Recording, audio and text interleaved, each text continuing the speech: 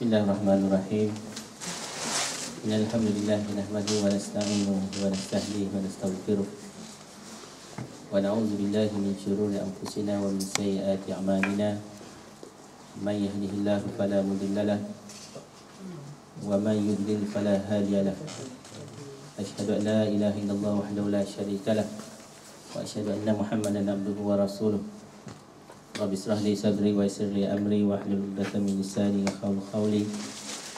La haula wa la quwwata illa billahil 'aliyyil 'azim. La haula wa la quwwata illa billahil 'aliyyil 'azim. La haula wa la quwwata illa billahil 'aliyyil 'azim. Assalamualaikum warahmatullahi wabarakatuh. Yang dikasihi akhi pengurusi dan juga pengarah kita, yakni Dr. Abdullah Fahmi, Nik Mutasim, Dr. Burhan, Dr. Yusri, Abang Talib kita, seluruh peserta Sama Soleh Gathering, yang sesegar. Jadi alhamdulillah, pertama kita mengatur setinggi rasa syukur kepada Allah SWT kerana Allah permudahkan kita dapat sampai dan hadir di sini. Kerana Allah boleh sahaja meletakkan kita di mana-mana sahaja. Allah boleh sahaja menggerakkan hati kita untuk pergi ke mana-mana, yang mungkin program yang baik juga, tetapi di tempat yang lain, dan juga ada risiko, ataupun boleh sahaja Allah meletakkan kita untuk menghadiri program yang lain tetapi yang mungkin kurang baik. Dan amat bahaya bila mana Allah maksudnya meletakkan kita di tempat yang lain tapi dengan program-program yang tidak baik. Sebab kita sebenarnya datang di sini adalah dengan kebenaran dan izin daripada Allah SWT. Apa-apa pun kita buat memang dengan keizinan dan kebenaran Allah. Sebab tu selalu kita guna dalam percakapan kita apa? Allah izin, gitu kan? Kadang kalau kita guna dengan izin Allah, gitu. Dengan Allah izin. Walaupun kata-kata itu mungkin bagi setengah orang macam alah, kita pun tahu, gitu kan? Tapi itu sebenarnya kata-kata yang boleh melembutkan hati kita, terutama bila mana kita hubungkan apa-apa perbuatan ataupun apa yang berlaku dalam kehidupan kita dengan izin Allah SWT. Kerana menerima takdir itu merupakan salah satu di antara keimanan, salah satu di antara rukun iman. Orang beriman, sebelum berlaku suatu benda memang kita akan sentiasa sebut insya-Allah, gitu kan. Kita tidak tahu apa yang berlaku, tetapi bila mana berlaku itu kita nak kena menerima. Itu adalah ketentuan dan juga takdir daripada Allah SWT. Baik, malam ni agak bahaya sedikit sebab boleh katakan kita semua alhamdulillah kenyang. Siapa sangka duduk di UK boleh makan dendeng, gitu kan. Kadang-kadang mungkin tak, yang orang Perak lah kan, orang yang mungkin biasa dengan masakan dendeng, mungkin kita tak pun sangka begitu. Dan itulah sebenarnya nikmat Allah kepada kita kan, kalau kita cuba hubungkan. Maksud kadang kita benda yang kita tak plan tapi Allah bagi banyak gitu, kan? Saya selalu belajar dengan selalu duduk ingat lah dengan ayah Dr. Yusri kan.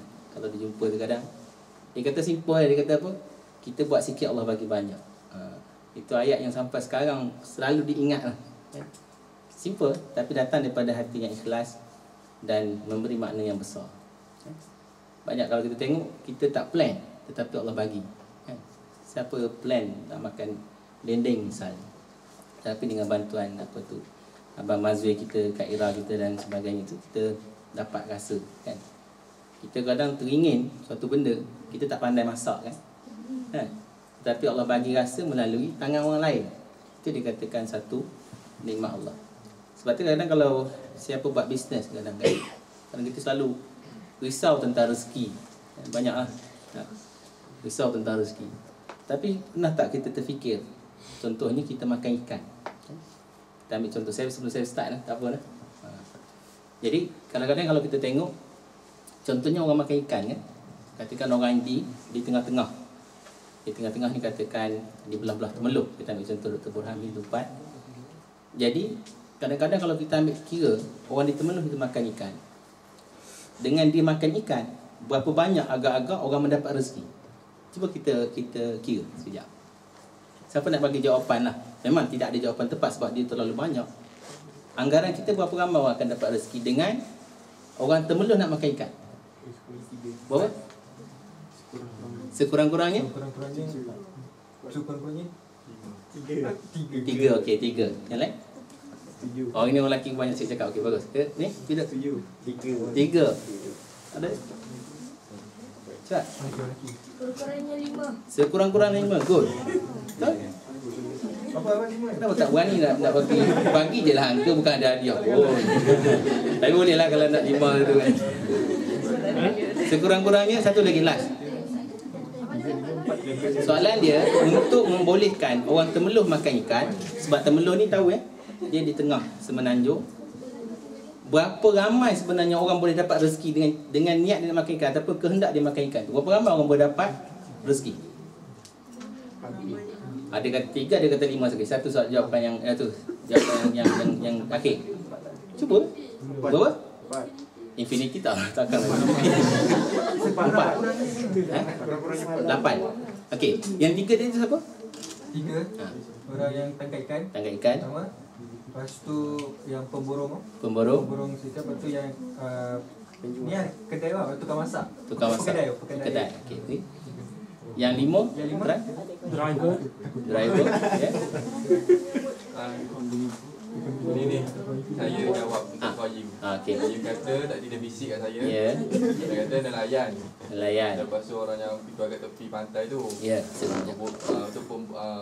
buatnya tepi pantai tu beli kedai. Ya. Ada pergi pasar dulu. Pasar dulu. Lepas tu orang kat kedai restoran pula beli. Orang kat restoran. Lepas tu yang dapat rezeki lagi tukang masak yang masak ikan tu. Tukang masak yang masak Lepas tu ikan. waiter yang menghidangkan. Waiter menghidangkan. Okey, yang 8 tadi tu?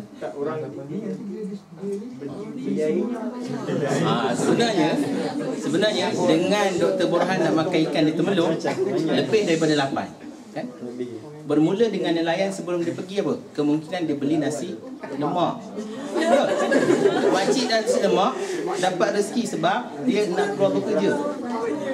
Betul tak? Kan? Kemudian dia berhenti. Kan? Dia berhenti kat situ. Itu banyaklah perjalanannya. Kemudian boat itself, berapa ramai orang dapat rezeki? Pukat, paku, kayu, kan? Minyak. Itu yang kita nampak. Bekas air. Kan? Jadi kalau kita tengok, dah bawa balik ikan pun bukan hanya peraih. Banyak lagi macam tu disebut driver, mekanik.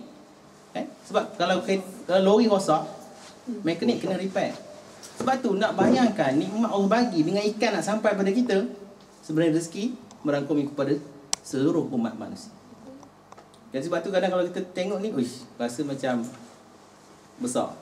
Kita bangun pagi, dengan duit pergi kedai beli ikan. Nak sombong dengan Allah. Sedangkan kalau kita tengok, Allah nak bagi kat kita itu terlalu banyak nikmat. Sebab tu rasa macam Masya Allah. Maksudnya benda yang Allah nak bagi itu terlalu besar. Saya akan hubungkan dengan ibadah. Baik. Jadi dalam konteks itu kalau kita tengok, samalah kita datang sini kan, kita datang sekar ke, kita datang apa ke, sebenarnya yang nak lahir daripada program adalah, maksudnya kita nak hubungkan dengan Allah, nikmat kita lah. Kan? Sebab tu kadang tanpa hidayah ni, kadang kalau kita tengok ramai orang boleh menentang Allah gitu kan. Nauzubillah, kita rasa macam takut. Mudah-mudahan Allah kekalkan kita dengan rasa sentiasa bersyukur kepada Allah SWT. Kan? Kita duduk kat dalam ni pun, sebab tu tak boleh nak sombong. Sebab tu takabur ataupun sombong tempatnya di neraka Allah. Sebab memang tidak boleh kan, dalam hadis kan. Maksud kalau ada sebesar zarah, tempatnya adalah di neraka Allah. Sebab tu kalau kita tengok balik, kalau reflect, memang kita tidak boleh ada langsung. Sebab tu hati sentiasa nak kena dibersihkan. Baik, itu sebagai mukadimah. Yang kedua, saya minta maaf sebab saya terpaksa duduk begitu, sebab kadang nak refer kepada apa ni, nota-nota. Saya nak berdiri. Baik, yang kedua adalah saya akan masuk kepada konsep ibadah dan tujuan. Tadi kita dah sentuh terkait dengan akidah. Kan? Akidah ni dia apa? Core, kan? Dia core. Maksud tanpa akidah dia tidak ada nilai. Kan? Sebab tu anak kunci kepada syurga, setengah ulama mengatakan apa? Kalimah syahadah la ilaha illallah Muhammadar Rasulullah. Sebab kalimah itu yang pertama, yang paling besar adalah kita recognize. Kita maksudnya mengakui, kita maksudnya mengiktiraf Allah sebagai pemilik alam dan juga kita. Kan? Allah nak yang tu, kena iktiraf dulu. Dan kemudian kita mengiktiraf Nabi Muhammad sallallahu alaihi wasallam sebagai maksudnya pesuruh Allah ataupun Rasulullah. Sebab dua pengiktirafan ini membolehkan kita akan tunduk dan patuh kepada Allah. Kalau kita tak iktiraf Allah, pasti kita tidak akan tunduk dan patuh. Sebab tu kita kalau dalam konteks yang kecil, contohnya mikro, kalau kita tak respect mak ayah kita, pasti kita akan abaikan. Nah, mana ada orang yang tidak respect mak ayah tapi dia taat pada mak ayah? Tidak. Mana ada orang yang tidak respect kepada ketua pejabat? Kan? Dia boleh taat? Tak. Kan? Maksud dia tidak akan ada nilai ketaatan. Dan salah satu di antara definisi ibadah adalah ketaatan lisan. Kan? Sebab tu kita kena iktiraf dulu. Dan iktiraf kita dengan sedar itu akan melahirkan ketaatan kita kepada Allah. Baik, pada malam ni saya nak share sedikitlah terkait dengan ibadah. Dr. Borhan dah sentuh tadi panjang lebar. Kita juga telah berdiskusi terkait dengan akidah. Kita tahu kan akidah ada tauhid, rububiyah, uluhiyah dan sebagainya. InsyaAllah esok kita akan bertemu dengan akhlak. Dan saya berada di tengah-tengah. Saya berada di tengah-tengah yang ini terkait dengan ibadah. Maksudnya kalau kita tengok kedua-dua ataupun ketiga-tiga aspek kita nak bincangkan ini, dia agak luas dan juga besar. Dan saya cuba maksudnya untuk ibadah ini beberapa perkara yang penting sahajalah kan. Untuk membincangkan terlalu detail itu mungkin masa tidak mengizinkan, dan dengan waktu malam yang mungkin tidak menyenangkan kita kan. Siapa nak tidur boleh tidur insya-Allah. Bagi dia cara dia bagi lesen, jadi dia takkan tidur lah. Kalau tak bagi lesen tu dia biasanya nak tidur. Baik. Siapa nak share apa yang difahami terkait dengan ibadah? Kalau sebut ibadah, apa yang kita faham? Ataupun apa definisi yang kita faham? Oh, macam mana? Boleh kalau saya tak pakai ke? Sebab suara saya rasa macam kuat, minta maaf. Ya, Kak Ain. Ta'abud. Pengabdian diri kepada Allah. Yang lain kalau ada nak? Baik, maksudnya pembahagian ibadah kena ada dua. Yakni yang pertama ikhlas, yang kedua mengikut syariat ataupun sunnah Nabi SAW. Yang lain kalau nak penyerahan kepada Allah. Yang lain simbol ketaatan kita kepada Allah. Tapi biasa orang Islam kalau definisi ibadah apa? Solat, puasa, zakat, haji, umrah. Tentulah. Haji dengan umrah dia adik-beradik. Itu kebiasaan. Kemudian kesan daripada kebiasaan ni apa? Kesan kebiasaan memahami ibadah hanya kepada solat, puasa, zakat, haji. Tiada penghayatan lagi. Kesan dia tabiat macam amalan harian. Tabiat amalan harian lagi. Budaya lagi. Memisahkan kehidupan dengan akhirat. Kesan dia tidak mendedah aurat dia, tidak mendedah aurat. Tidak mendedah aurat dengan sempurna dan sebagainya. Maksud kita tahu kan itu adalah kesannya. Jadi apa yang saya nak share pada malam adalah maksudnya ulangan kepada apa yang telah kita fahami. Baik, al-ibadah. Ibadah ini kalau kita tengok, dia ada satu definisi yang dikatakan penghambaan. Kan? Yang ni diambil daripada kata abdun. Ini bagi orang yang pandai bahasa Arab. Saya refer kepada buku Maududi. Dan nanti saya akan post di Facebook group Segar. Dan saya memang syorkan maksudnya untuk sama-sama, sebab saya just sharing. Maksudnya kalau untuk lebih pemahaman, balik nanti ambil balik PDF file tu dan boleh buat revision kembali. Dan di antara definisi ibadah adalah penghambaan. Dia ambil daripada kata abdun, yakni seorang budak sahaya, yakni hamba sahaya. Sifat hamba sahaya apa? Taat. Kan? Sifat hamba sahaya adalah taat di antaranya. Maksud kalau ada hamba, maksud di sana ada tuan. Kan? Bila mana ada hamba, di sana ada tuan. Sebab tu dalam doa contohnya kan, ataupun kalau kita tengok ahli-ahli tasawuf misalnya, ataupun doa sungguh-sungguh, kita sentiasa refer diri kita sebagai hamba kepada Allah. Maksudnya kita ada tuan kita, yakni Allah itu sendiri. Tapi kalau kita sombong dengan Allah, seolah kadang kita rasa kita lebih hebat daripada tuan kita, yakni Allah. Na'udzubillah. Sebab tu penghambaan ni kena install. Kan? Bila mana kita refer kepada ibadah, kita nak kena rasa kita sebagai hamba. Maksud kita buat apa pun, kita ada tenaga apa pun, kita bijak mana pun, kan? Kita pandai mana pun, kita kaya mana pun, itu adalah disebabkan dengan izin Tuhan kita, yakni Allah. Sebab kita adalah hamba, kita bukan pemilik sebenar. Sebab tu orang cerdik dia tidak boleh, bila dia ada rasa itu, dia tidak akan rasa sombong. Sebab apa? Dia refer balik kepada Allah. Yang kedua, al-ibadah juga didefinisikan sebagai ketaatan. Iyyaka na'budun, kan? Itu adalah definisi ataupun makna dari sudut ibadah, juga kita definisikan dia sebagai ketaatan. Ada juga hamba yang mana tidak taat, betul? Sebab tu kalau kita asingkan, maksudnya ada orang tu memang dia rasa dia hamba, tapi dia tidak taat kepada Allah. Kan? Dia tidak taat kepada Allah. Yang ketiga, al-ibadah juga didefinisikan sebagai yakni penyembahan, kan? Ta'abbudun ataupun tanassukun. Ini adalah konteks penyembahan. Maksud bila mana kita menyembah, ada ritual peribadatan, di situ sebenarnya termasuk juga dalam kata al-ibadah. Kan? Termasuk dalam kata al-ibadah. Baik, kita ambil yang pertama secara definisi. Saya nak pergi ikut terus saja sebab bukan expert dalam Arab pun, cuma nak bawa sedikit maksudnya apa yang sepatutnya kita faham. Dia mengatakan bahawa penghambaan ini, kalau kita tengok yang pertama tadi, abdun, dia merupakan seorang budak sahaya ataupun hamba abdi ataupun hamba sahaya. Kan? Maksudnya kalau kita tengok kat sini juga dia kata apa? Ta'abbada rajula, yakni ia memperbudakkan orang itu. Kan?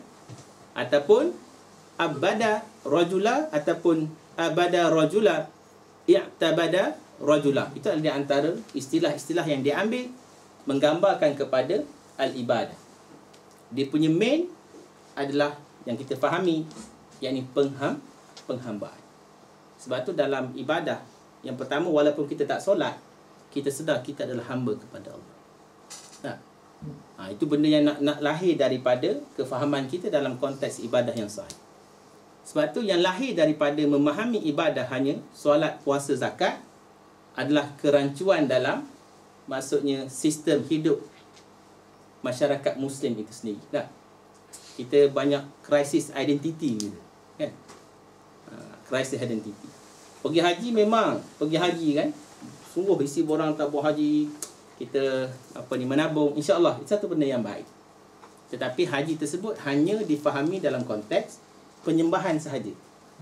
Kan? Dia pergi haji, kalau pergi contohnya dengan maksudnya kalau ada rezeki lebih itu memanglah semua pergi dengan package, kan, sekian harga. Tetapi yang dibawa dalam haji tersebut adalah rasa hebat dengan bayaran harga yang tinggi. Sebab apa? Nilai ataupun konsep penghambaan itu tidak berlaku. Sebab dia faham haji terkait dengan penyembahan, dia nak pergi sembah Allah SWT. Jadi sebab tu kalau kita tengok benda ni amat penting untuk kita maksudnya reflect kembali lah dari sudut bahasa dan dari sudut definisi dan sebagainya. Baik, al-ibadah yang kedua didefinisikan sebagai ketaatan, yang ditunduk. Kan? Maksudnya yang macam Kak Ain beritahu tadi itulah, kan? Maksudnya ta'abbud, yakni kita ada ketaatan. Yang ditunduk ada juga dalam istilah dia kata apa? Taat pada orang zalim. Kan? Kalau kita tengok dalam konteks pengikut kepada Firaun, kan? Dia tunduk kepada Firaun.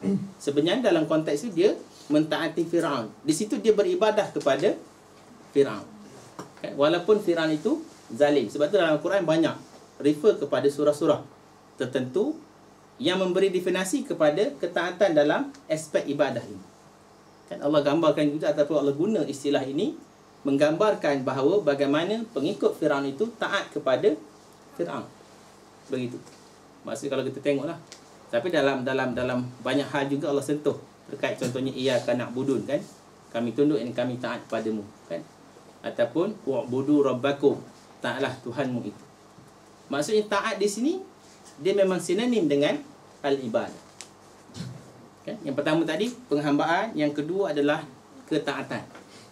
Kan? Ketaatan ini sebab tu kalau kita tengok kalau kita memahami al-ibadah dalam konteks hamba, dalam konteks taat, dalam konteks penyembahan, tak ada orang pun kita akan melakukan maksud arahan Allah Subhanahu Wa Taala, betul kan?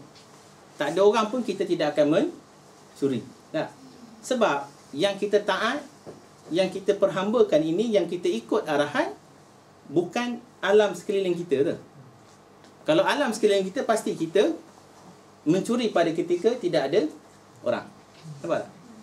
Sebab tu kita akan bertemu orang yang faham dalam konteks definisi al-ibadah yang benar.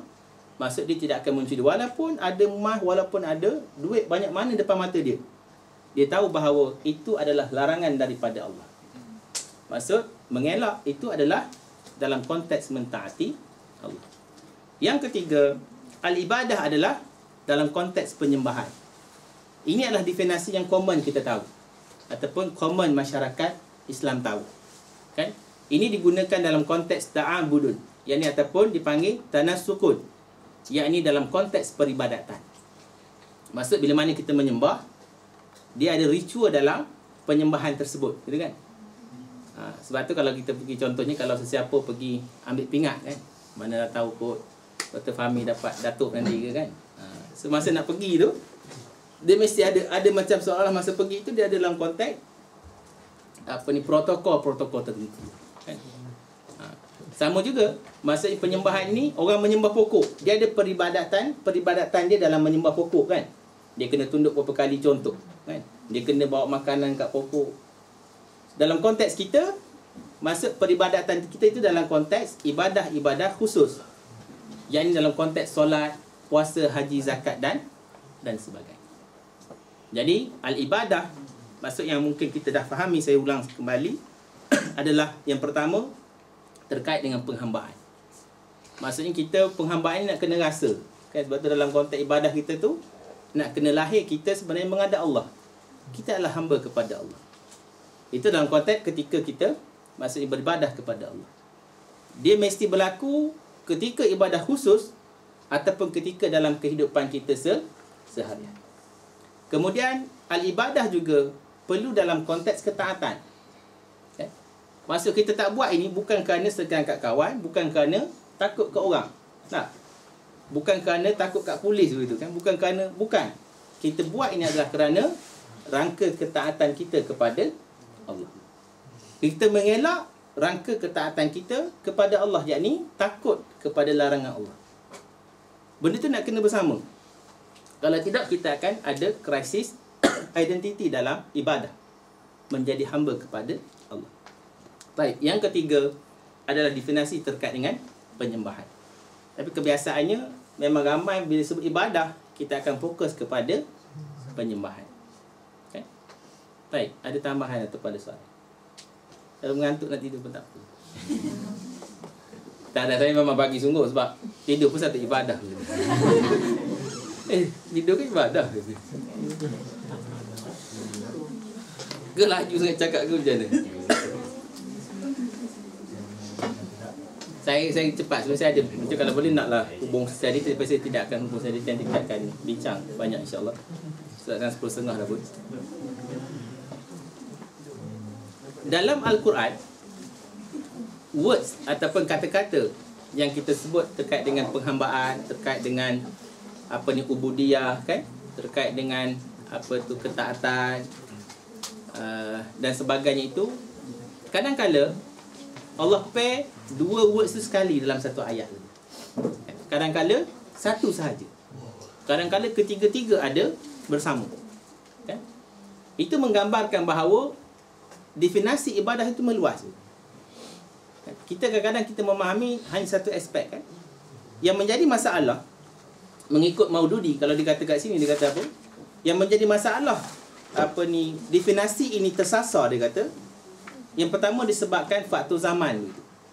Bila faktor zaman ini, kita dah jauh daripada zaman Nabi SAW. Maksudnya menyebabkan definisi ataupun penafsiran yang tidak mengikut kata ataupun bahasa Arab yang benar, menyebabkan kata-kata itu maksudnya tidak disensitifkan. Dia kata begitu. Yang pertama dia kata ketidakmurnian bahasa Arab orang-orang terkini. Kita ambil mudah begitu. Sebab tu al-istilah ni penting. Sebab tu untung bagi orang pandai bahasa Arab. Saya tidak pandai bahasa Arab. Cuma nak cerita bahawa terlalu untung. Sebab kita dapat memahami dalam konteks yang tepat. Kalau istilah tidak tepat, dia akan membawa kepada pemahaman yang tersasar. Dan dia juga akan membawa kepada kecacatan dalam pelaksanaan. Sebab tu dia kata di antaranya adalah masalah bahasa Arab itu. Akhirnya kita maksudnya neglect words-word ataupun istilah-istilah yang penting. Yang seterusnya dia kata di antaranya adalah bagaimana bid'ah itu berlaku dalam pelaksanaan ataupun dalam kita memahami ibadah. Maksud generasi dan generasi kalau kita tengok tidak maksudnya disambung maksud pemahaman yang benar tersebut. Sebab tu selalu saya ulang maksud dengan adik-adik selalunya bid'ah bukan satu benda yang boleh kita pandang enteng dalam bahasa mudah lah, kan? Dalam bahasa Inggeris standardnya tidak boleh dipandang enteng. Sebab bid'ah ini mungkin pada kita rasa kecil gitu. Tetapi generasi akan datang dia menganggap benda itu sebagai suatu benda yang benar. Masalah dia apa? Begini. Masalah dia kalau kita ambil contoh. Siapa yang mula-mula membawa berhala ke tanah Arab? Siapa nama dia? Amru bin Luhai. Dia yang pertama bawa berhala ke tanah Arab. Kemudian dia ini kalau mengikut buku sirah, dia adalah orang yang maksudnya tokoh masyarakat tu. Orang yang terpercaya, orang yang berwibawa, dia bawa berhala datang. Baca dalam Rahim Maktum. Kemudian orang percaya kat dia. Akhirnya disebabkan dia bawa berhala, dalam satu jangka masa yang lama, seluruh tanah Arab itu ataupun di keliling Kaabah itu ada berhala. Dia membawa satu bid'ah daripada ajaran asal maksud nabi-nabi yang terdahulu. Selamat kaum Arab jahiliah sebab apa? Allah masih menurunkan nabi yang terakhir. Jadi nabi yang terakhir ini membersihkan seluruh khurafat dan juga bid'ah tersebut. Masalah bagi kita tidak akan bertemu lagi dengan mana-mana nabi yang terakhir yang akan memperbetulkan ajaran agama ini. Sebab tu Nabi kata apa? Bid'ah ini masa tempatnya adalah di neraka. Sebab tu jangan pandang enteng. Maksudnya walaupun kita rajin nak buat ibadah, walaupun kita rasa benda ni murni gitu, kan? Walaupun kita rasa benda ni baik, selalu orang begitu, selalu kadang-kadang kita tertipu macam tu, kan? Dan kebiasaannya bila berhadapan dengan kes-kes sebegini, kita kena nyatakan ianya bukan daripada sunnah Nabi SAW, kan? Dia bukan daripada sunnah Nabi SAW. Sebab bid'ah ini bahaya kesannya kepada generasi yang akan datang. Sampai kita pun sama lah, kan? Kadang-kadang buat satu benda, rupanya kita pun tak tahu benda ni sebenarnya tidak ada sumber dan dalil. Dia adalah budaya semata. Baik, ya. Saya tak ada satu kata bid'ah hasanah tu, contohnya macam kalau Maulidur Rasul, Ya. dia bukan satu perkara yang dilakukan. Baik. Dia begini, sebenarnya Maulidur Rasul memang tidak sunnah, kan? Bid'ah hasanah ni saya tidak berapa prefer guna istilah itu. Sebaiknya kita guna bid'ah idhafiyah. Rujuk salah ta'liq dalam tu ada dalam usul 20 usul 20 Imam Sabana pernah mendefinisikan bid'ah. Sebenarnya bid'ah idhafiyah ni begini. Contoh, sesuatu benda itu sunnah, contohnya baca Quran, kan? Tetapi dia menjadi idhafiyah. Maksudnya dia menjadi, contohnya kadang-kadang disebabkan komitmen. Kita nak baca tiap-tiap malam Jumaat Yasin. Yasin itu dia bukan bid'ah hakikiyah, sebab dia hanya silap dari sudut komitmen. Okey, nampak? Jadi dia boleh. Mak surat pagi petang, itu satu bid'ah. Sebab Nabi tak buat pagi petang pun. Tetapi silapnya dari sudut komitmen. Itu kita nak kena faham. Dalam konteks Maulidur Rasul, tidak ada. Jadi kalau kita nak sambut untuk katakan syiar dan sebagainya, kena beritahu ini bukan sunnah Nabi SAW. Tetapi tujuan kita buat Maulidur Rasul apa? Supaya kita ingat kembali kepada perjuangan baginda dan sebagainya. Kalau tak sebut, bahayanya apa? Orang mengingat ini adalah sunnah. Tak buat rasa pensan ketua pejabat, kan? Gegak gempita satu Penang. Itu nak cerita, itu kesan dia. Sedangkan benda tu memang betul tidak sunnah.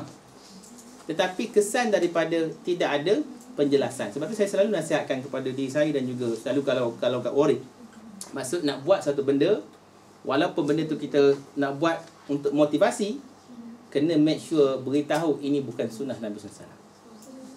Kita kena beritahu begitu. Maksud kadang-kadang kita takut setengah orang agak syadid lah, agak keras. Maksud tak ada sunnah, ni adalah bid'ah terus. Tapi kalau kita nak buat dari sudut motivasi contohnya kan, nak buat macam di Warwick ada apa? Bacaan Quran gitu kan. Akhirnya sekarang ni daripada Yasin, tiap Yasin dia dah tukar surah-surah lain-lain dan sebagainya. Tujuannya supaya apa? Tidak menjadi satu budaya yang berterusan tetapi tidak sunnah. Ada soalan? Ya. Beza sunnah dengan sunat. Oh, apa beza sunnah dan sunat? Sunat hukum. Sunnah? Sunnah.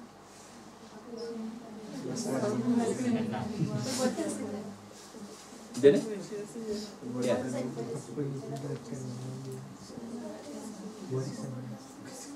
Siap. Apa tu jawab tadi? Didi. Apa dia? Apa beza sunnah dan sunat? Masih sama je. Sama? Sunat? Sunnah hukum. Hukum. Sunat? Perbuatan Nabi kebiasaan dalam amalan kebiasaan. Sunat ni ada 3 kan? Kalau sunat ni maksudnya Ya.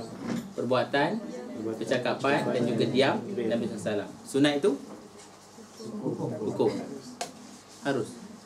Tak, sunat tu sunat hukum lah. Digalakkan. Buat tak dapat apa. Buat apa balik. Boleh kan Aisyah? Macam kalau kita anggap benda tak adalah amalan sunat, Ya. adakah itu sunnah? Okey. Maksudnya adakah setiap amalan sunat itu adalah sunnah? Ha? Ya. Maksud setiap amalan sunat adalah sunnah. Ya. Dia menjadi sunnah, menjadi pahala disebabkan apa? Disebabkan mengikut sunnah Nabi SAW. Kan? Beza hukum dengan perbuatan. Istilah dia. Sama je.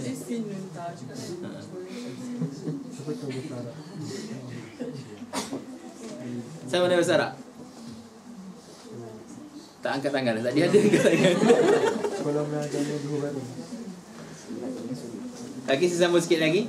Saya beritahu tadi al-ibadah dalam Al-Quran dia ada pair lah. Contohnya ada pair terkait dengan penghambaan dan juga ketaatan. Saya tak akan pergi satu-satu ayat untuk membahaskan ni, cuma boleh salin dia punya nombor surah dan juga ayatnya, nanti boleh tengok kembali. Cuma maksudnya dia pair kan. Ada ayat, satu ayat tu maksudnya di pair kan antara penghambaan dan juga ketaatan. Kan? Ada juga maksud di pair kan antara penyembahan dan juga ketaatan. Tetapi kedua-duanya adalah ibadah kepada Allah. Maksud kita tak boleh, maksudnya hanya menggunakan pakai satu sahaja, tak boleh. So dia ada juga pair di antara ketaatan sahaja, tak ada pair. Ta'aluf ataupun tanasuk sahaja, yakni penyembahan ataupun peribadatan sahaja. Nanti boleh ambil slide ni, saya tak perlu nak salin. Ataupun penghambaan, ketaatan dan juga penyembahan. Masalah kita apa yang kita bicara tadi? Yang pertama adalah masalahnya dalam konteks memahami ibadah yang sahih adalah kita membatasi makna ibadah dengan hanya al-ubudiyah, yakni penghambaan sahaja. Kadang-kadang kemudian kita membatasi makna ibadah hanya kepada al-ita'ah ataupun ketaatan sahaja. Kadang-kadang hanya membatasi ibadah dalam konteks ta'aluf ataupun penyembahan sahaja. Sebab tu kita ada masalah. Kan? Yang pertama, tadi adalah masalah terkait dengan ancaman akidah.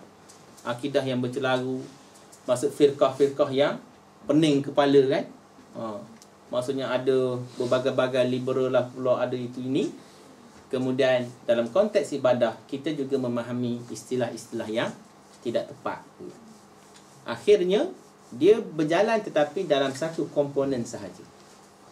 Sebab tu Islam ini kita tahu, kita belajar daripada awal dahulu, Islam merupakan agama yang syumul, menyeluruh gitu. Sebab tu kita ada konflik kan, konflik identiti banyak lah. Kan? Bukan hanya kepada orang lain, kepada diri kita sendiri kadang-kadang. Kalau kat Malaysia tu memang kita ada masalah ini. Kan? Pada suatu masa ini belum ditambah terkait dengan akhlak lagi. Nampak tak? Sebab tu Imam Syed Salbana dalam meletakkan muasafat tarbiyah itu, dia bukan sahaja. Kadang-kadang kalau kita suka baca kan, kita tahu, kita hafal. Sebenarnya kalau kita perhalusi satu persatu, dia bukan hanya sekadar syarat-syarat biasa, tetapi dia merupakan maksud syarat yang perlu dimurnikan, dan dengan memenuhi muasafat ini dia akan melahirkan maksudnya jiwa baru. Dia panggil apa? Ruhul jadid kan? Jiwa baru dalam tubuh umat. Memang betul pun kalau kita melihat contoh, baca sirah, baca maksud sejarah, maksudnya mereka-mereka, maksudnya bagaimana terlahirnya contoh kan, maksudnya Syekh Ahmad Yasin begitu kan, orang Lumpur, tetapi dia memahami Islam yang syumuh. Akidahnya selesai, ibadahnya faham, akhlaknya ada, jihadnya di situ, dan dia menjadi syuhada Allah SWT. Tapi kita kadang-kadang terpengaruh dengan wali gitu kan. Ada orang tanya tentang sufism. Tak, wali, kewalian. Bagi saya, selalu saya beritahu, definisi saya, wali pada hari ini ada ramai, tetapi mereka berada di perbatasan perang. Nak bertemu dengan wali, pergi ke Palestin, pergi ke Chechnya, pergi di mana-mana mujahidin ada. Mereka merupakan wali-wali Allah. Kita jangan masuk wali ni yang keramat saja kan, yang boleh terbang atas air lah. Boleh terbang atas air tak? Terbang di udara, jalan atas air kan? Superman, tak ada. Kadang-kadang kita faham begitu kan? Baik. Ini masalah kita kan? Masalah kita membatasi. Maksudnya kita asingkan dia. Kadang-kadang hanya satu je berlaku kan? Kadang hanya yang ketiga, kadang yang kedua, kadang yang pertama. Sebab tu saya masih ingat lagi masa pergi haji dulu. Kadang sedih. Sebab apa? Masa dalam flight nak balik, orang dah selesai haji dah ni. Jadi berebut tempat lah nak duduk. Kan? Berebut orang Melayu kan? Jadi dah selesai ni dia boleh marah, boleh menengking, boleh balik daripada haji. Saya pergi macam confused, tapi nak tegur orang tua tu kan. Confused. Kalau kita pergi haji, insyaAllah memang kalau pergi umrah haji, kita akan tengok. Masa umrah kita tak nampak kalau haji, kita akan tengok karakter kan? Maksudnya bagaimana pemahaman itu tidak menyeluruh. Kesian. Maksudnya bukan apa, mereka bukan tidak berhajat kepada kefahaman ini, tetapi tidak sampai lagi. Sebab tu tujuan para da'i kan, pendakwah perlu menyampaikan supaya masyarakat faham dengan sebenarnya. Kita nak kena faham clear gitu kan. Kemudian nak buat, itu satu cabaran yang lain lah kan. Kemudian nak memahami orang lain juga merupakan satu cabaran yang lain. Sebab tu bila berbicara terkait dengan dakwah, memang sebab tu kalau kadang kita baca kan ramai para pendakwah dia tak tidur malam. Kadang pelik juga kan, mengantuk-mengantuk tak nak tidur. Siapa tidur pun satu ibadah gitu. Tapi rupanya bila dia tengok balik kepada masalah ini, tak ada masa dia nak tidur malam tu kan. Tak ada masa nak tidur malam. Sebab banyak lagi komponen dalam masyarakat yang tidak selesai kan. Kemudian lahirlah maksudnya pendakwah-pendakwah yang bersemangat gitu, yang tujuannya adalah menghukum semata-mata kan. Kau ni kafir, kau ni sesat, kau ni haram itu. Jadi itu berbicara terkait dakwah banyak lagi. Cuma yang saya nak fokus adalah terkait dengan ibadah. Sedangkan kalau kita tengok, yang kita fahami, ibadah merangkumi ketiga-tiga makna yang luas dan memerlukan kepada pelaksanaan terhadap ketiga-tiga. Dia tak boleh salah satu kan?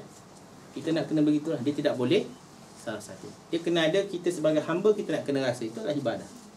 Kita ada ketaatan, itu adalah ibadah kepada Allah. Kita melaksanakan penyembahan kita merupakan ibadah. Sebab tu ibadah bagi kita adalah ketiga-tiga makna ini. Ada siapa tak setuju? Ya, tak setuju ke? Saya macam ketika sikit pasal yang haji tu. Ya. Kadang-kadang mungkin rasa jugalah macam apa yang Abang Jul rasa tu. Yang mana pula ni? Tak macam yang macam kata macam kita pelik dengan orang suka orang yang berhati untuk perempuan tu ada yang macam ialah tak biasa sebagai Muslim tu kan. Tapi bila kita balik kadang-kadang tu sebab kan hidayah kan kadang-kadang datang dalam keadaan banyak peringkat. Ada yang mungkin baru masuk Islam dan mungkin banyak pemahaman dia orang yang tersasar. Betul. Tapi mungkin basically macam sebab populasi umat Islam yang makin ramai tu dan tak sempat mungkin. Cuma satu lagi kadang begini, masalah dia adalah memang satu benda yang besar yang kita sentiasa kena bersyukur adalah hidayah Allah kepada kita, walaupun dalam bentuk baka ataupun keturunan. Cuma generasi ini silih berganti, dan keimanan tu mesti kita nak kena ingat, dia tidak diwarisi. Itu memang lagu Raihan duk ingat begitu kan. Jadi masalahnya apa? Sebab tu maksudnya syarat utamanya adalah perlu kepada at-tarbiyah yang berterusan. Kita perlu didik masyarakat ini secara berterusan. Dia bukan isu menang pilihan raya. Minta maaf saya nak cerita. Maksudnya bukan saya maksud menang pilihan raya, itu satu hal lah. Tapi nak cerita, kadang-kadang kita rasa it's okay.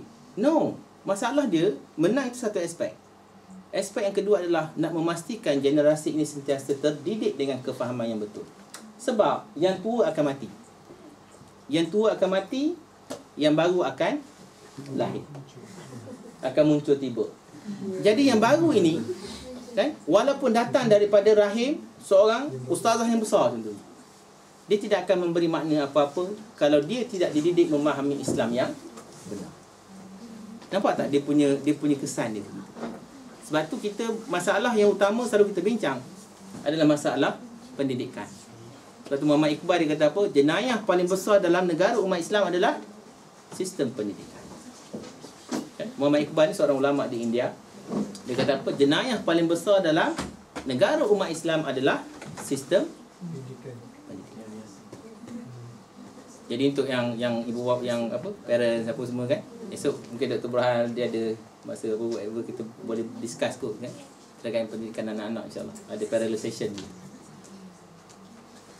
Sikit lagi, sikit sombong kita banyak lagi. Jadi Ibnu Taymiyah dia kata apa? Sikit kita tengok. Ibadah adalah nama yang menggabungkan setiap perkara yang disukai dan diredai Allah. Sama ada dalam perkataan, perbuatan lahir dan juga batin. Sebab tu kadang-kadang nak bagi motivasi kita apa?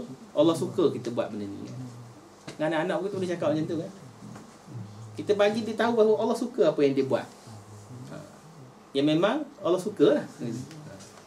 Jangan tanpa adik dia kita kata Allah suka. Baik, sebab tu dalam konteks ini keseluruhan. Kita nak bawa masyarakat dan diri kita memahami apa? Ibadah dalam konteks yang keseluruhan. Biasalah kita bertemu kan, kalau kita tengok maksudnya di kampung-kampung apa semua. Maksudnya memang pergi masjid kan, balik masjid, kita tidak nafikan itulah pahala dan ibadah dari sisi Allah. Tetapi yang lebih besar daripada itu, kita nak bawa masuk dua komponen yang lebih tepat begitu, supaya dia mendapat ibadah yang menyeluruh. Ada beberapa definisi yang lain, saya skip ini, saya rasa mungkin boleh ni. Walaupun kesimpulan makna ibadah dia tak habis lagi. Dia bawa kesimpulan makna ibadah. Jadi kesimpulan makna ibadah apa?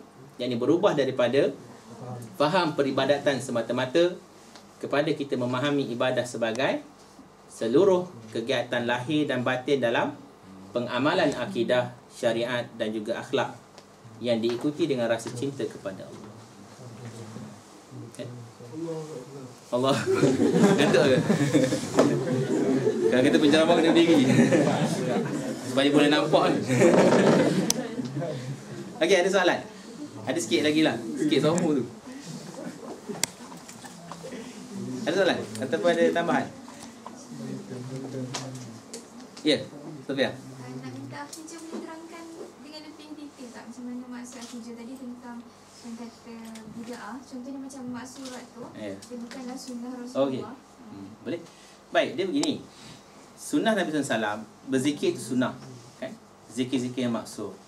Cuma bila Nabi tak buat dia pagi dan petang secara konsisten, maksudnya bila mana kita buat pagi dan petang secara konsisten, kita menyalahi dari sudut maksudnya kaedah perbuatan itu. Zikir maksurat itu tak salah, tetapi komitmen. Jadi dia dikatakan bid'ah dari sudut ibadah yang kita komitmen. Yang boleh jatuh kalau kita kata apa, memang Nabi buat pagi dan petang, itu jadi bid'ah terus. Nampak tak?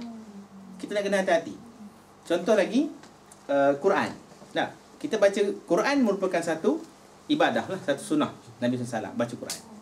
Tapi bila mana kita komit baca Yasin malam Jumaat dengan pemahaman itu adalah sunnah Nabi, itu menjadi bid'ah walaupun baca Quran. Tetapi kalau kita nak baca Quran walaupun Yasin malam Jumaat dengan pemahaman ini bukan sunnah tetapi memang disiplin kita. Nampak tak? Dia beza disiplin kita itu menjadi satu ibadah yang murni. Itu dalam konteks itu. Sebab tu dalam konteks ibadah dia punya kaedah apa? Tidak boleh beribadah selain apa yang telah disyariatkan. Dia menjadi haram. Sebab tu dalam konteks mengikut sunnah begitu. Jadi sekarang ni, sebab tu jadi sekarang ni dalam masyarakat jadi satu isu sebenarnya, satu isu dan juga satu pertemuan di antara sokong golongan tradisional yang daripada dulu memang dah itulah amalannya, dengan sokong golongan tajdid yang nak bawa perubahan. Yang tajdid ini memang dirasa ini adalah bid'ah yang perlu diperangi. Memang bid'ah hakikiyah kalau Imam Syed Salbana perlu diperangi, tetapi bukan bid'ah idafiyah ataupun yang lain-lain kalau baca dalam usul syirik. Maksud kalau baca Yasin itu, kita bukan perangi dia baca Yasin, kita kata ini bid'ah, tidak. Tetapi kita memahamkan dia bahawa sebenarnya Nabi tak buat baca Yasin malam Jumaat. Tapi kalau nak buat, memang baca Quran itu merupakan satu sunnah. Cuma kena anggap dia adalah disiplin kita, sebab dengan penuh maksudnya kelemahan ini kita nak disiplin. Nak mudah adalah mungkin baca Yasin malam Jumaat, sebab orang dulu mungkin hari Jumaat cuti kan. Jadi malam Jumaat tu bolehlah nak baca Yasin. Sama macam Maulid Rasul tadi.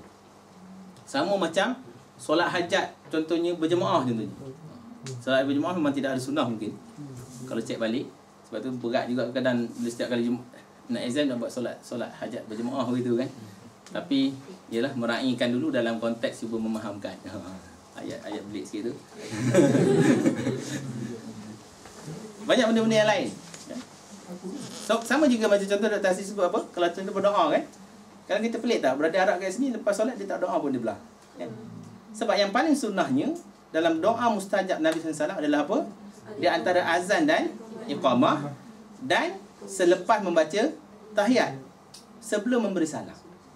Jadi kita puaslah memikir dia ni tak ikut sunnah, dia ni tak ingat ke Allah lah dia lah. Sedangkan yang kita buat itu merupakan lebih kepada budaya. Tapi boleh juga, tidak salah. Cuma lebih baik kita mengikut yang sunnah. Sebab tu istilah biasa digunakan apa? Bila mana kita komit dengan bid'ah, secara automatik kita meninggalkan sunnah. Dan yang paling rugi adalah apa? Kita buat juga perbuatan, tetapi perbuatan kita itu tidak memberi apa-apa, malah berisiko menjadi sesuatu yang haram. Dalam konteks ibadah khusus. Sebab tu Masjid Salbana kata apa? Dia tidak kata Masjid Salbana, dia tidak kata apa dalam mushafat ini. Dia tidak kata ibadah. Tak. Dia kata ibadah yang sahih. Yang tadi tu Muhajiz sebut sahih. Kan? Sebab tu tak boleh ditinggal. Ibadah yang sahih. Akidah yang sejahtera. Dia tak sebut akidah. Tak. Akhlak yang mantap. Dia tak sebut akhlak. Sebab kalau kita guna akidah, ibadah, akhlak boleh. Tetapi maksud di situ tidak ada pemurnian dari sudut apa yang seharusnya kita fahami. Okey. Banyak lagi? Tadi kita buat sikit. Okey. Baik, syarat ibadah diterima tadi Hafizah dah sebut. Yang pertama adalah ikhlas mata-mata kerana Allah. Maksud dia amalkan ikhlas mata-mata untuk redha Allah. Okay. Sebab Allah tak nak bila mana kita nak beribadah pada dia, kita associate dia dengan sesuatu yang lain. Bila sesuatu yang lain, sebenarnya kita associate Allah dengan makhluk, betul tak? Sebab tidak ada Tuhan yang kedua. Bila mana kita associate Allah dengan makhluk, maksudnya apa? Kita merendahkan tahap Allah sama dengan makhluk. Bukan benda yang kecil gitu. Sebab tu akidah kena sejahtera. Setengah orang dia macam boleh main-main kan? Ikhlas ni kena sejahtera betul-betul keikhlasan kita kerana Allah. Sebab once kita buat kerana makhluk, itu yang jatuh dalam definisi apa? Fudul bin Iyad dan sebagainya kan? Maksudnya bila mana kita beribadah riak kan? Dia boleh jatuh kepada syirik ataupun dan sebagainya. Kan dia ada misalnya meninggalkan amal kerana manusia menjadi syirik kan? Beramal kerana manusia adalah riak. Riak juga merupakan syirik kecil. Dia jatuh syirik. Sebab apa? Kita ibadah, kita buat, tapi kita associate dengan benda yang lain. Maksud kita juga untuk benda yang lain. Dan bila benda yang lain, yang kita fahami dari segi akidah apa? Pasti dia adalah makhluk Allah. Maksudnya kita buat untuk somebody, atau buat untuk sesuatu yang ni sama tarahnya kita letak dia sama dengan Allah. Nampak tak? Itu maksud dari sudut ikhlas kerana Allah. Dia bukan benda yang kecil. Maksud Allah ni Maha Pengampun tu. Maksud adalah, maksud kadang kita buat kerana manusia, kerana makhluk dan sebagainya. Allah juga, kalau syirik yang betul-betul itu tidak diampunkan. Tapi kalau riak tu, insya-Allah Allah akan ampunkan lagi begitu. Tetapi bayangkan perbuatan itu merupakan satu dosa yang besar. Betul Allah tak bagi pahala. Kan? Allah tak bagi pahala. Sebab kita nak kena ingat contoh orang syirik-syirik yang selalu kalau balik kampung kan, jumpa bomoh lah apa kan, nanti saya akan sentuh dalam penutup. Maksudnya benda tu bukan kecil gitu. Masalah akidah, masalah syirik bukan masalah kecil. Sebab dia merosakkan syahadah gitu. Ini bukan benda yang macam setengah orang macam ni benda kan. Tak, ini bukan masalah kecil. Dia menyebabkan syahadah itu cacat dan syahadah itu boleh terbatal. Walaupun bukan dengan perbuatan kita sembah pokok direct, tetapi dengan kita beramal tidak ikhlas kerana Allah. Yang kedua, sebagaimana Hafizah sebut tadi adalah dia amalkan benar mengikut sunnah Nabi SAW. Jika tidak, dia tertolak. Baik, pembahagian ibadah daripada aspek yang pertama saya lajukan sedikit, yakni dipanggil ibadah i'tiqadiyah, yakni keyakinan, i'tiqad kita, yakni hati. Pembahagian pertama dalam konteks ibadah, manusia dia ada 3 komponen kan. Yang pertama i'tiqad kita, yakni hati kita itu. Keyakinan kita itu juga kena selesai dari sudut ibadah. Yakni hati perlu dijaga supaya ibadah kita hanya milik untuk Allah. Kita yakin tidak ada Tuhan kecuali Allah dan Muhammad adalah Rasul. Ini adalah syahadah. Cinta kepada Allah, takut kepada Allah, kembali kepada Allah dan sebagainya. Itu adalah dari sudut aspek pertama, yang ni komponen pada diri manusia. Yang kedua, ibadah dari sudut qauliyah, yang ini lisan. Kan? Maksud kata-kata kita. Kan? Kenal orang dengan fizikal kan. Dia tinggi, dia rendah, dia putih, dia kurang putih dan sebagainya. Kita kenal orang juga melalui kata-kata kan. Sebab tu arwah kakak saya sebut apa? Ada orang tu jauh nampak cantik dia. Kan? Bila datang dekat kita pun tak cantik. Maksud setengah orang ni, maksudnya jauh tu memang nampak lah dia berbau ke apa. Tapi kalau bergaul, sebenarnya tidak ada apa-apa. Tapi ada orang dia kata jauh nampak biasa, tetapi bila kita bergaul, kita mudah jatuh hati. Yang ni dia menjadi orang yang cantik bagi kita. Ada orang jauh dan dekat, dia tetap cantik. Kan? Sebagaimana Nabi SAW. Kan? Maksudnya daripada jauh pun, orang duduk, musuh duduk kata apa semua, bila bergaul, orang jatuh hati dengan dia. Sebab disebabkan lisan. Sebab tu lisan kita juga perlu beribadah. Yang ketiga, aspek pertama adalah sudut amaliyah. Yang ini dari sudut anggota tubuh. Kan? Solat, puasa, zakat semua kita nak kena buat lah. Puasa Ramadan, haji dan sebagainya. Pembahagian ibadah aspek yang kedua, dikata apa? Ada ibadah khusus dan ada ibadah ghairul khusus. Yang ini ghairul mahdah, yang ini umum. Yang khusus tadi itu biasa kita kata apa? Maksudnya ibadah-ibadah yang disyariatkan ataupun ditetapkan oleh Allah. Dia punya konsep paling penting adalah asal ibadah itu haram dalam konteks ibadah ini. Kan? Kecuali dengan perintah Allah dan petunjuk Nabi SAW. Selalu kita dibagi contoh kan.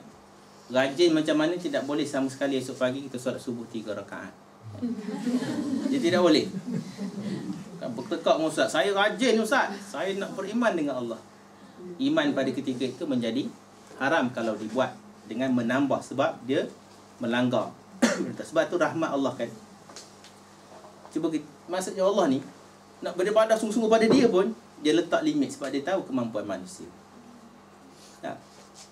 Kalau Allah beri arahan kat kita, memang kita kena pagi sampai petang duduk atas tikar semayang. Agak macam mana? Tak ada orang yang boleh masuk syurga Allah. Sebab tu Allah tahu kapasiti. Malam esok kita buat satu aktiviti insyaAllah. Kapasiti kita tu man-man begitu. Bahasa apa man-man? Maksudnya man-man. Cukup-cukup begitu. Kan? Maksudnya kalau keimanan kita tinggi, kita tambah dengan ibadah sunat. Allah tak kacau ibadah wajib. Allah tak buat macam ni kalau kita tengok. Orang keimanan tinggi dia boleh solat subuh 5 rakaat. Tak ada. Sebab tu hikmah dan bijaksananya Allah. Allah tak buat macam tu. Kan? Allah tidaklah kata siapa yang betul-betul rajin dan beriman yang memang khusyuk boleh sembahyang subuh 5 rakaat lebih. Tak. Tetap 2. Dan siapa yang malas pun tetap. Cuma dalam ihsan beribadah, ada satu konsep Allah tambah, yakni ibadah sunat. Maksud siapa yang nak boleh ibadah sunat. Tetapi ada ibadah-ibadah sunat yang larang. Yang ni selepas subuh, selepas asar dan sebagainya. Ada hikmah, wallahu a'lam. Baik, saya laju sikit. Yang bukan ghairu madah ni adalah selain daripada yang tadi itulah, kan? Kenegaraan, politik, ekonomi dan sebagainya. Maksud itu dikira yang bukan ibadah khusus. Yang ini adalah ibadah umum. Tidur, ini termasuk So tidur. Baik, aspek yang ketiga sikit lama. Ibadah ni dipanggil satu ibadah terbalik. Dia mula dengan ibadah fardiyah.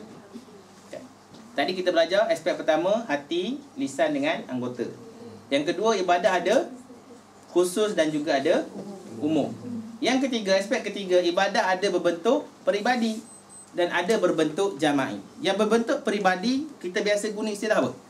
Fardu ain. Kain cepat dia tangguh. Tetapi kalau dalam bentuk jama'i, kita namakan dia fardu. Contohnya kifayah, seolah begitulah. Maksud kita nak faham.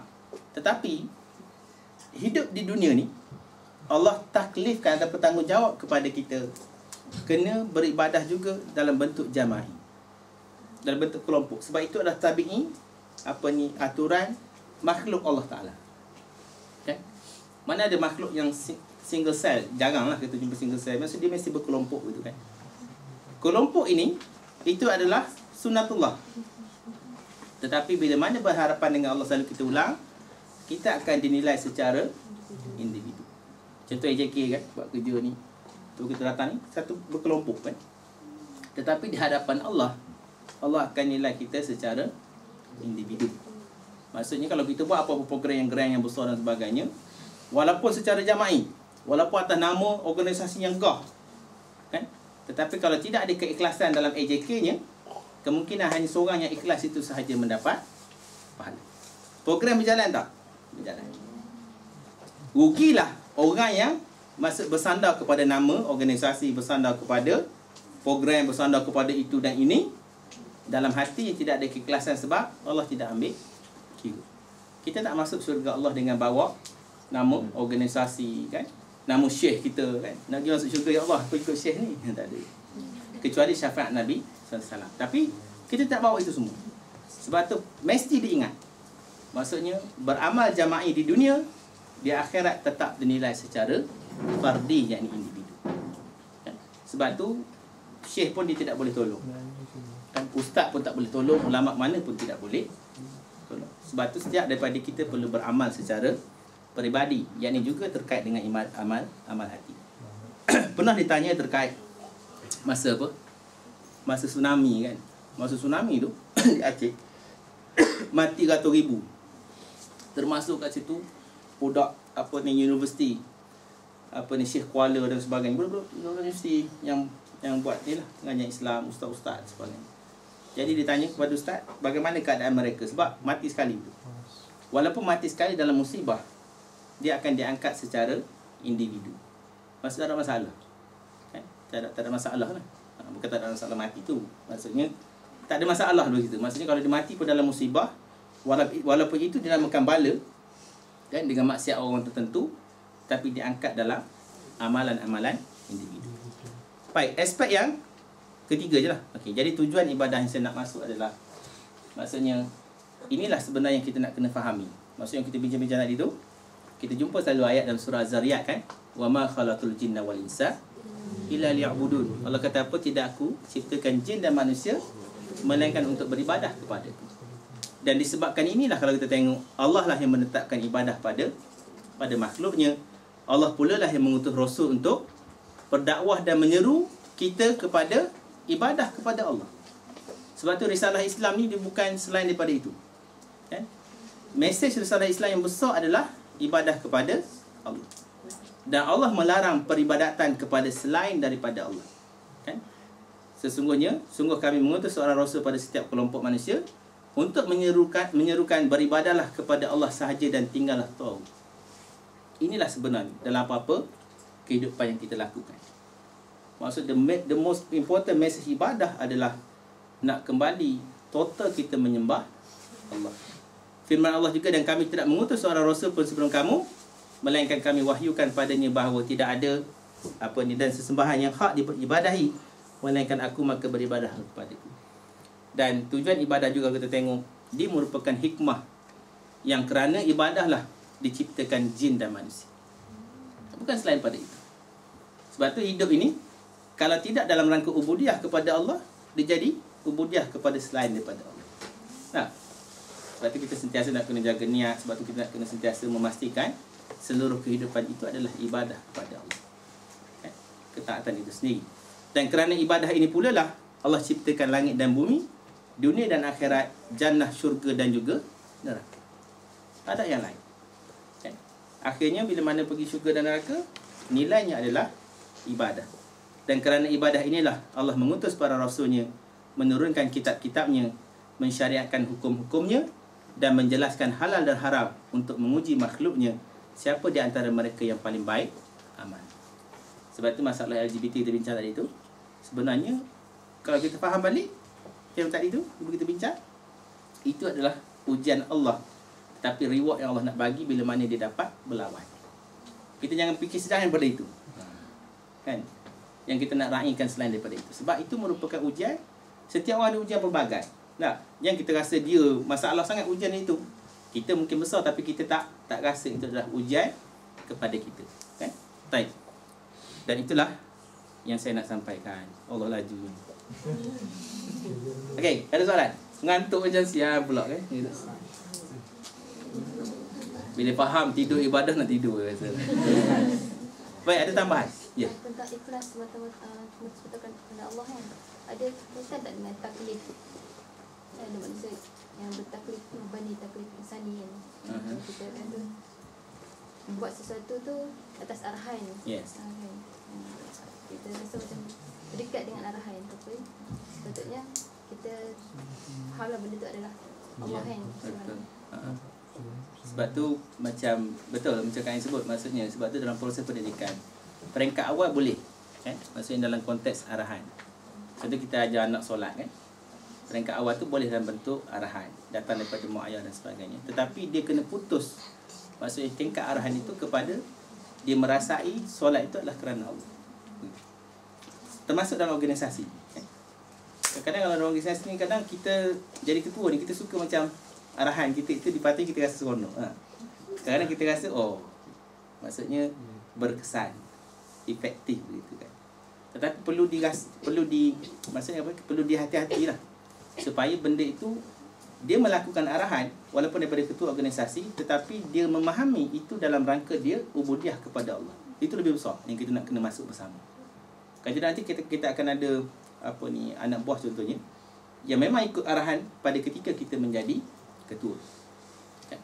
Tetapi dia bermaksiat dengan Allah dalam konteks melaksanakan arahan tersebut. Sebab tu benda yang kita nak kena tengok. Sebab tu contoh yang paling baik dalam konteks ikhlas ni, kalau kita nak ubah yang kain sebut tu adalah Khalid Al-Walid, gitu kan. Dia membuktikan bagaimana maksudnya antara ciri-ciri orang ikhlas tu. Ketika dia tengah nak perang tu, dicabut pangkat sebagai panglima perang. Dia tak patah balik, kan? Dia tetap meneruskan sebagai tentera biasa. Sebab dia rasa bahawa jawatan itu bukan menyebabkan dia berperang, tetapi adalah untuk mendapat redha Allah. Jadi benda tu yang kita nak kena, maksudnya dalam pendidikan pun nak kena hati-hati lah. Tidak salah, tapi dia ada certain. Macam contoh kita berdakwah juga, kan. Kalau kita berdakwah ni, maksudnya peringkat awal tu memanglah kita selalu ajar, kan. Kita selalu ni. Tapi kita nak kena tahu supaya maksud proses itu dibuat dengan maksud kefahaman, dengan rasa ubudiah dia kepada Allah. Itu besar. Sebab tu saya rasa bagi orang yang ada anak besar lah, contohnya macam Dr. Siti, Dr. Fauzi, Dr. Burhan, tak ada nilai. Saya selalu ulang pada diri saya dan juga ceramah, maksudnya tidak ada benda yang paling besar bagi mak ayah, kan? Bila mana dia buka pintu, dia tengok anak dia sujud menyembah Allah. Tidak ada nilai paling besar pada itu. Wallahualam, kan? Sebab apa? Maksud tanpa kita, kan, dia tak dengar pun kita buka pintu dia, rupanya anak kita sedang sujud menyembah Allah. Bagi saya tidak ada benda yang lebih besar daripada itu. 5A pun tak cukup, kan? Dapat pergi overseas pun tak cukup. Nilai berbanding anak kita boleh sujud menyembah Allah tanpa kehadiran kita. Itu benda yang kita nak bawa. Sama dengan kawan kita pun, kan? Kita selalu berdakwah pada dia. Kita jangan kadang kita rasa seronok kan dapat dakwah. Dia rasa macam sebab aku ada dia solat, gitu, kan? Memanglah. Tapi kita tak nak itu menjadi latihan kita. Peringkat awal boleh, tetapi itu bukan matlamat. Baik, ada yang lain kalau nak. Boleh ke kalau tu? Ya, Farah.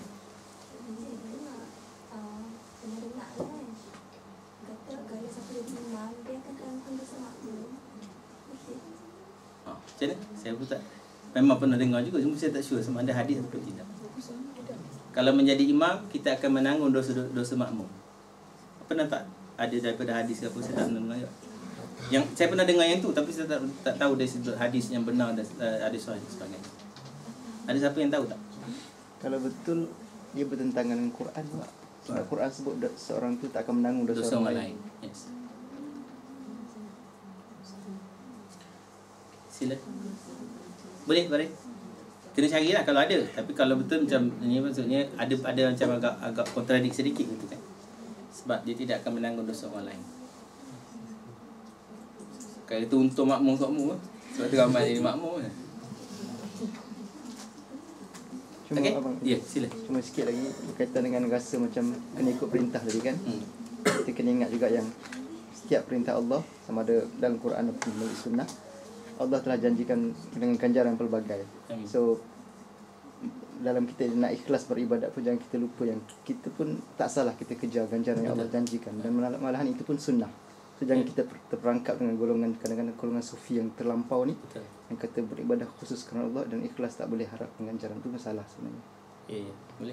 Maksudnya sebab kita mengejar kebaikan tu sebab Allah bagi kebaikan kan. Kenapa beribadah nak syurga? Sebab Allah nak bagi syurga. Suka lah, macam tu kan. Jadi maksudnya betul yang Akhil Nazir sebut tu, maksudnya boleh. Sebab dia ada, kalau kita baca dulu, maksudnya ada ibadah saudagar kan, ibadah hamba, ibadah apa lagi, orang yang merdeka gitu kan. Baik, yang lain. Ya, Fiza. Baik, kita buat diskusi boleh sikit. Apakah kesan ketidaktepatan istilah dalam memahami apakah kesan ketidaktepatan pemahaman istilah dalam memahami Islam? Apa kesan dia?